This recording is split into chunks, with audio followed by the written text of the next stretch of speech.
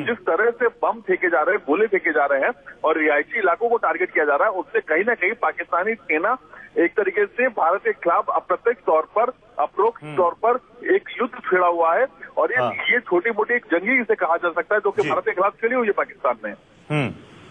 राजीव, हम पाकिस्तान के हर चाल का, हर हरकत का हम लगातार मुंहतोड़ जवाब दे रहे हैं, लेकिन लगता है कि शायद अब इससे कुछ बड़ा करने का वक्त आ गया है।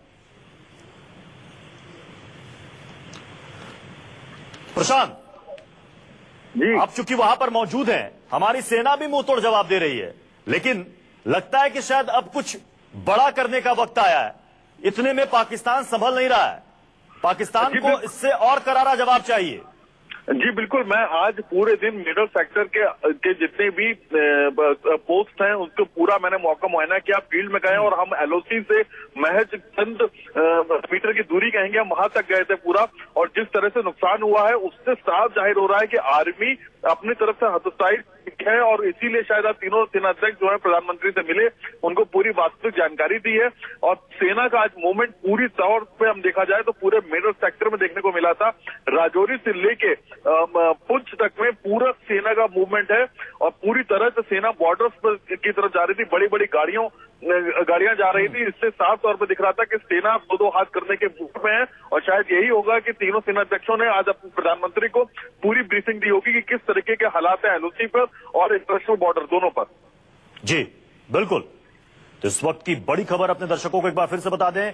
कुछ ही मिनट में प्रधानमंत्री नरेंद्र मोदी देश को संबोधित करने वाले हैं। आपको बता दें कि आज तीनों सेना के अध्यक्षों और एनएसए के साथ प्रधानमंत्री की के साथ हुई होगी। आज आप सभी से कुछ विशेष निवेदन करना चाहता हूं। इस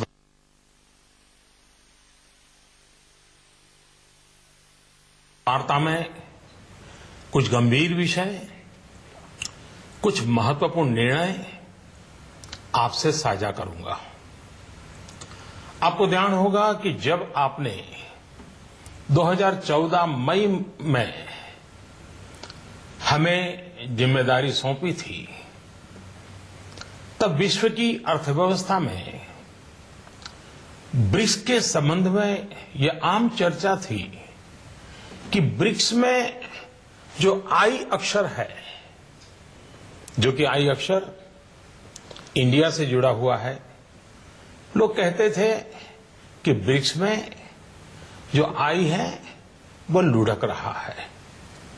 लगातार 2 साल के देशव्यापी अकाल के बावजूद भी पिछले 2.5 वर्षों में आप सब 125 करोड़ देशवासियों के सहयोग से आज भारत ने ग्लोबल इकोनॉमी में एक ब्राइट स्पॉट अर्थात चमकता सितारा के रूप में अपनी उपस्थिति दर्ज कराई है।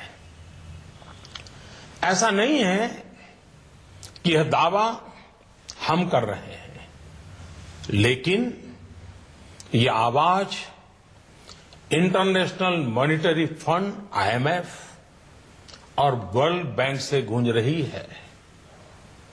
बहनों भाइयों, विकास की इस दौड़ में हमारा मूल मंत्र रहा है सबका साथ, सबका विकास। यह सरकार गरीबों को समर्पित है और समर्पित रहेगी। गरीबी के खिलाफ हमारी लड़ाई का मुख्य शस्त्र गरीबों का देश की अर्थव्यवस्था एवं संपन्नता में सक्रिय भागीदारी यानी गरीबों का सशक्तिकरण, गरीबों का एम्पावरमेंट।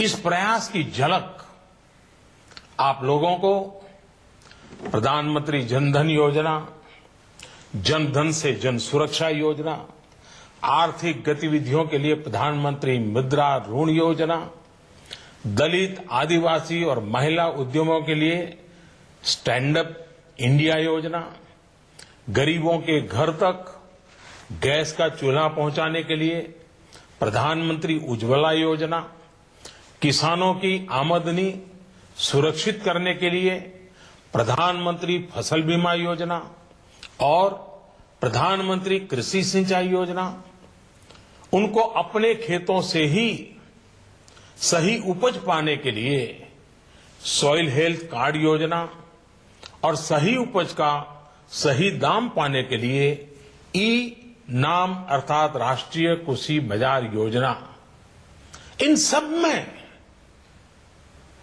ये साफ नजर आता है कि सरकार गांव, गरीब, किसान को समर्पित है। मेरे प्यारे देशवासियों, पिछले दशकों में हम ये अनुभव कर रहे हैं कि देश में भ्रष्टाचार और काला धन, इन बीमारियों ने अपनी जड़ें जमा ली है और देश से गरीबी हटाने में ये भ्रष्टाचार, ये काला धन, ये गोरख धंधे सबसे बड़ी बाधा है। एक तरफ तो विश्व में हम आर्थिक गति में तेजी से बढ़ने वाले देशों में सबसे आगे हैं, दूसरी तरफ भ्रष्टाचार की ग्लोबल रैंकिंग में 2 साल पहले भारत करीब 100वें। 2 वर्षों में अनेक कदम उठाए, ढेर सारे कदम उठाने के बावजूद भी अब हम 76वें नंबर पर पहुंच पाए हैं। यह बात को दर्शाता का है कि भ्रष्टाचार और काले धन का जाल कितने व्यापक रूप में देश में बिछा हुआ है। भ्रष्टाचार की बीमारी को कुछ वर्ग विशेष के लोगों ने अपने स्वार्थ के कारण फैला रखा है। गरीबों के हक को नजरअंदाज कर ये खुद फलते फूलते रहे हैं। कुछ लोगों ने पद का दुरुपयोग करते हुए इसका भरपूर फायदा उठाया। दूसरी तरफ ईमानदार लोगों ने इसके खिलाफ लड़ाई भी लड़ी है।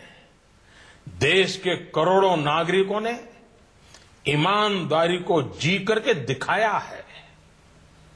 हम प्रायः ये सुनते हैं कि गरीब एक ऑटो ड्राइवर अपनी गाड़ी में छूट गई सोने के आभूषण वाले बैग को उसके असली मालिक को कैसे ढूंढता है और लौटाता है।